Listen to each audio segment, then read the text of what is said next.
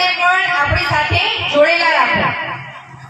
મારા વડીલો, ભાઈઓ, બહેનો, માતાઓ, દીકરીઓ, યાદ રાખો, રાજપૂત ફક્ત એક જ્ઞાતિ નથી, એ બ્રાન્ડ છે।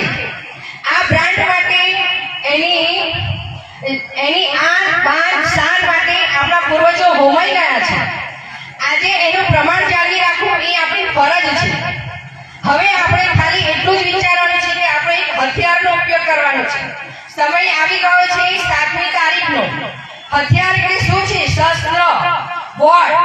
એ આપણું વોટથી આપણે જે બધા ભેગા થઈને 7મી તારીખે સવારે વહેલા જાગીને તમારે પોતાએ તો વોટ આપવા જવાનું છે, સાથે આપણા પરિવારને અને 18 વર્ષના બધાને સાથે રાખીને વોટ આપવા જવાનું છે। આના માટે ખાસ તો બહેનોને અને માતાઓને હું ખાસ એટલું કહું છું, આપણામાં ગામડામાં પણ એવું કહેતા હોય કે ભાઈ તમારે વોટ આપવા જવાની ક્યાં જરૂર છે, બહેનો દીકરીઓને બહાર નથી નીકળવા દેતા, પરંતુ આ પ્રશ્ન આપણી અસ્મિતાનો છે, એટલે બહેનોએ તો ખાસ જવું અને જવું જોઈએ અને ભાજપની વિરુદ્ધમાં મતદાન કરવાનું છે। ભાજપની વિરુદ્ધમાં મતદાન કરવાનું છે, એ હંમેશા માટે 7મી તારીખ માટે યાદ રાખજો। આ સાથે જે આપણો વાણી વિલાસ જેને કરી લીધેલો છે એને આપણે એ સાચો સમય ઓળખાવવાનો છે। જે લોકો પરિવારમાંથી કે સમાજમાંથી કે બહાર નીકળીને જો કોઈ કામ ન કરી શકતા હોય તો અત્યારે આપણી પાસે 5 દિવસનો ટાઈમ છે, 6 થી 7 દિવસ, કે તમે ઘરે બેસીને ફોન કરીને તમારા સગાવાલાને, તમારા મિત્રને, તમારા સર્કલમાં જાણ કરો કે આપણે વોટ કોને આપવાનો છે, કેવી વ્યક્તિને આપવાનો છે। આટલું કામ આપણે જો ઘરે બેસીને કરીશું તો પણ એક આ સમાજ સેવા કરેલું યોગ્ય લાગશે।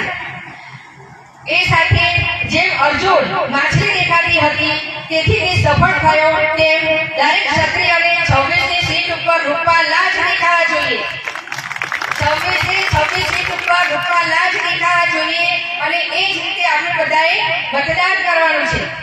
કમળ કા ફૂલ જનતાની ભૂલ, કમળ કા ફૂલ જનતાની ભૂલ, નારી શક્તિ જિંદાબાદ।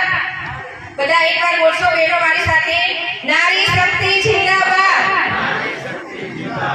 નારી શક્તિ જિંદાબાદ, ક્ષત્રિય એકતા જિંદાબાદ, જય ભવાની ભાજપ જવાની। અવાજ એટલો મોટો આવવો જોઈએ કે જે ખંભાતમાં તો પડઘો પડવો જોઈએ।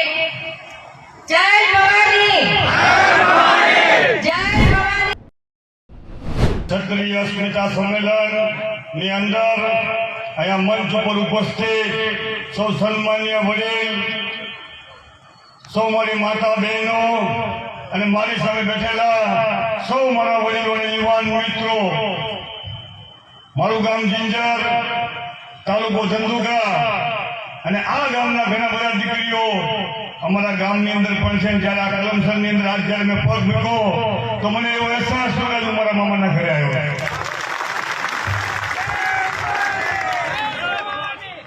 जब टूटने लगे, जब टूटने लगे हौसला तो ये याद रखना कि बिना मेहनत हासिल तक तो ताज नहीं होते। ढूंढ लेना अंधेरों के अंदर अपने लक्ष्य को, क्योंकि जुगनू कभी रोशनी के मोहताज नहीं होते, रोशनी के मोहताज नहीं। समग्र गुजरात के अंदर एक क्रांतिનું વાતાવરણ આ ક્ષત્રિય સમાજની અંદર ક્યાં પેદા થયું છે અને સાથે સાથે ભાજપની સામેનો રોષ પણ આ ચરમસીમા ઉપર પહોંચ્યો છે। આનું કારણ શું હોય? હું વિચારતો હતો, વડીલોને પૂછતો હતો તો એક વડીલે મને ખૂબ સરસ જવાબ આપ્યો આનો। મેં એમને પૂછ્યું કે આ રૂપાલા આપણા ક્ષત્રિય સમાજની માતા બહેનો ઉપર આવી ખરાબ ટિપ્પણી કરે અને આપણો ડર રૂપાલાને નથી લાગતો।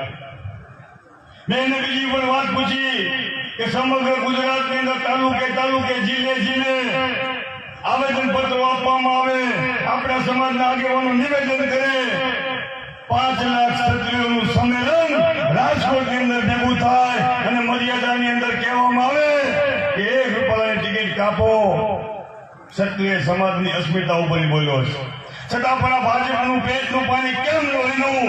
આ બે સવાલ મેં જ્યારે વડીલને પૂછ્યા, વડીલે મને ખૂબ સરસ જવાબ આપ્યો કે હરપાલસિંહ, મહાભારતની અંદર શિશુપાલને 99 ગાળ દેવાનું અભય વચન આપેલું હતું, અને જ્યારે 100મી ગાળ બોલે ત્યારે જ એનો વધ થાય.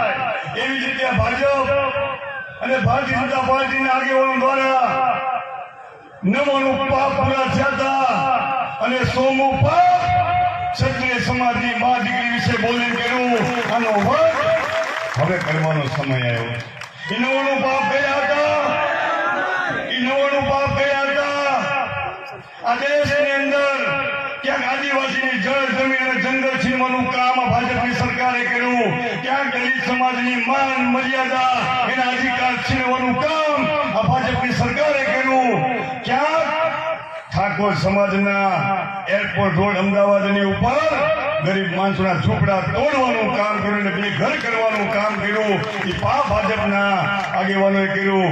ક્યાંક પાટીદાર એની વાત, એના અધિકારની વાત કરતો હોય, એ યોગ્ય હોય કે ન હોય, પણ એના દીકરા 14 દીકરાઓને શહીદ કરવાનું, ગોળી છાતીમાં મારવાનું કામ આ ભાજપના આગેવાનોએ પાપ કર્યું. ક્યાંક હજારો વિદ્યાર્થીઓની જેમ વાત થઈ, પેપર ફોડ્યા, પેપર નથી ફોડ્યા, એમના ભવિષ્ય ફોડ્યા છે. આવા 99 પાપ ભેગા થયા, અને આ 100મું પાપ એ પરસોત્તમ રૂપાલાએ રાજકોટની ધરતી ઉપર કર્યું, અને 100મું પાપ કર્યું. આજ મને વિશ્વાસ છે કે શાસ્ત્રોની અંદર આપણે વાંચતા હતા કે જ્યારે જ્યારે આ પૃથ્વી ઉપર પાપનો ભાર વધશે, તેથી ભગવાન ક્ષત્રિયના પેટમાંથી જન્મ લેશે. અને આજ આ વાત સાબિત થઈ છે કે આ ભાજપનો 100 પાપ પૂરા થયા. અને ક્યાંક ને ક્યાંક આ આંદોલનની અંદર પુરુષો કરતા પણ વધુ મારી માતા બહેનો 2 ડગલું આગળ વધી ગઈ. આ ભગવાન એમની અંદર વસો, અને આપણને પણ આંદોલન કરવા માટે જો કોઈ મજબૂર કર્યા હોય તો આપણી માતા બહેનોએ મજબૂર કર્યા છે. આપને વંદન છે.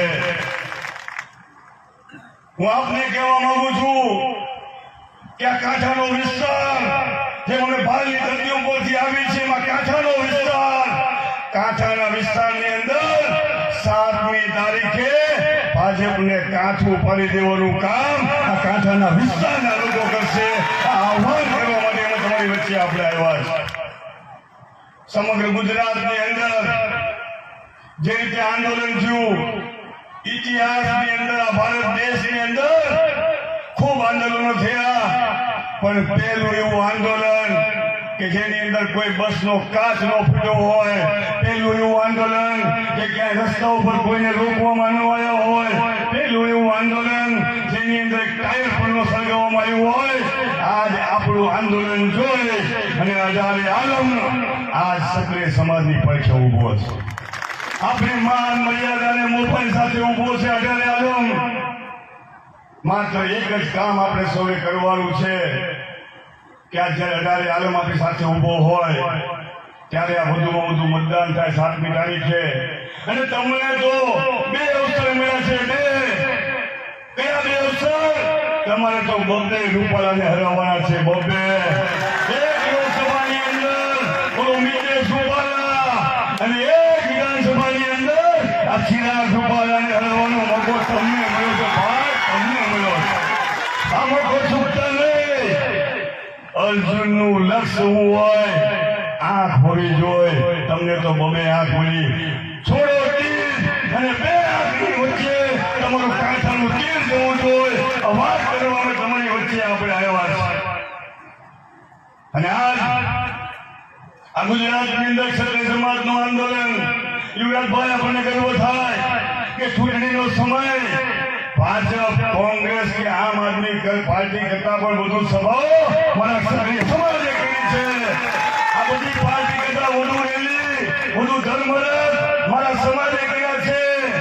આ બધી પાર્ટી કરતા પણ વધુ ગ્રામ સભાઓ અને બૂથ કમિટી મારા સમાજ બનાવી છે. આનંદ થાય આપણને. આવતા દિવસોની અંદર ભગવાન ભવાની આપણી સાથે છે, આપણને શક્તિ આપવાની છે. અને આ આપણું આંદોલન જોઈ અને ભાજપવાળાના પગ નીચેથી ધરતી થતી જાય છે. રાહુલ ગાંધીએ એક નિવેદન કર્યું, મને પણ દુઃખ લાગ્યું, પણ મને એવું હતું કે આ ભાજપવાળા બહુ ધ્યાન નહીં આપે. કે 5 લાખ રાજપૂતો રાજકોટની અંદર ભેગા થાય, સમગ્ર ગુજરાતમાંથી એક અવાજ નીકળતો હોય કે જે રૂપાલા આપણી મા દીકરી વિશે બોલ્યો એની વાત નરેન્દ્ર મોદી કે અમિત શાહના કાન સુધી નહોતી પહોંચી. આ રાહુલની વાત શું પહોંચશે? ત્યાં તો રાહુલ ગાંધીએ સ્ટેટમેન્ટ આપ્યું કે આ તો આમની અંદર અગ્નિ જ્વાળા ઉઠી, ક્ષત્રિયો ઉપર પ્રેમ ઉમટી પડ્યો. ટ્વિટર ઉપર ને ટીવી મીડિયામાં સીઆર પાર્ટીને આવી ગયા કે ક્ષત્રિયો વિશે બહુ ખરાબ બોલ્યો. જરા બાપ તમારો રૂપાલા હું બોલ્યો એટલે વાત કરો. છોતરા કાઢી નાખવાના છે બૂથની અંદર, ભૂલતા નહીં. છોતરા કાઢવા એટલા માટે કાઢવાના છે આવતા 100 વર્ષની અંદર માત્ર ક્ષત્રિયોની ઉપર નહીં પણ અઢારે આલમની મા દીકરી ઉપર, અઢારે આલમના સમાજ ઉપર, માત્ર ભાજપ નહીં કોઈ પણ પાર્ટીનો નેતા બોલતા પહેલા 100 વાર વિચાર કરી લેવો જોઈએ. આ દાખલો આપણે આપવાનો છે, આમને આપણે ચમત્કાર આપવાનો છે, ચમત્કાર વગર નમસ્કાર નહીં. આ સાબિત આપણે આ વખતે 7મી તારીખે કરવાનું છે. ક્ષત્રિય સમાજનું આંદોલન જે રીતે ચાલ્યું, હવે આજ કંઈક હિન્દુ મુસ્લિમની વાત કરવા લાગી ગયા છે ભાજપવાળા. વિકાસની વાતો સાઈડમાં મૂકી દીધી. અને હું તમને કહેવા માંગુ છું કે હિન્દુ મુસ્લિમની વાત ન કરતા અમે ગર્વથી કહેવી છીએ કે હા મેં હિન્દુ હું, हाँ मैं हिंदू हूँ, लेकिन मैं खतरे में नहीं हूँ, क्योंकि मैं भारत का हिंदू हूँ, भाजपा का हिंदू नहीं हूँ. ताकत से આપણે કહેવાનું.